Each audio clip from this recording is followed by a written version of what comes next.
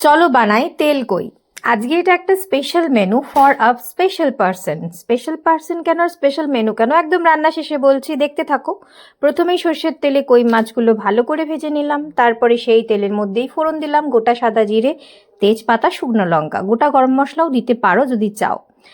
আর তারপরে আদা, রসুন, পেঁয়াজ, লঙ্কা, টমেটো বেটে রাখা ছিল সেই পেস্ট দিয়ে দিয়েছি। টমেটোটা একটু কম মনে হচ্ছিল তাই একটু কেটেও দিয়ে দিয়েছি। নিয়ে ভালো করে মশলাটা কষিয়ে নেবে। আর একটু হলুদ গুঁড়ো, জিরের গুঁড়ো, লঙ্কার গুঁড়ো দিয়েছি। কাশ্মীরি লঙ্কার গুঁড়োটা দিও, তাহলে কিন্তু একটু এই যে লাল লাল ব্যাপারটা চলে আসবে। তারপরে ব্যাস মশলাটা কষে যাবে, দেখলেই একদম তেল বেরিয়ে এসছে। তারপরে দিয়ে দিলাম গরম জল ঢেলে, তার মধ্যে মাছগুলো দিয়ে দিলাম, ভালো করে এরপর ফুটিয়ে নেবো।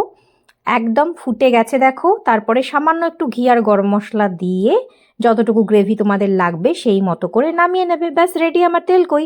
আর আজকে ছিল আমার বরমশাইয়ের বার্থডে, তাই হয়েছে স্পেশাল মেনু।